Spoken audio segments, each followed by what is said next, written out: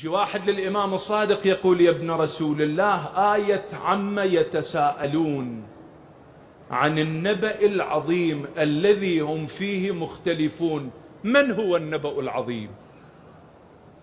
قال له الإمام الصادق: ماذا يقولون عندكم هؤلاء المتطفلون على القرآن اللي يفسرون القرآن برأيهم وبأهوائهم؟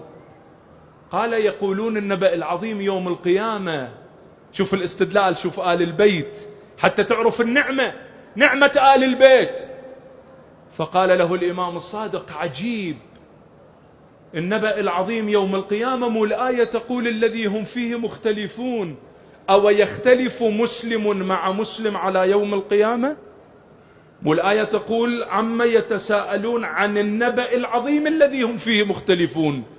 مو أنت لما تقول أنا مسلم يعني تعتقد بالله وبرسول الله وبيوم القيامة؟ مو أنا حتى أعرف أنت وياي بالبحث لازم تجاوبني، أنا هاي طريقتي، مسلم يعتقد بالله وبرسول الله وبيوم شلون هم فيه مختلفون؟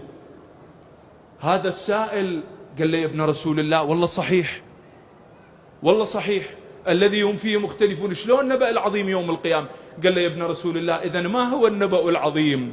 قال: النبأ العظيم هي ولاية جدي علي بن أبي طالب، اختلف ويختلف الناس فيها من بعد رسول الله بين موال وبين غير موالي.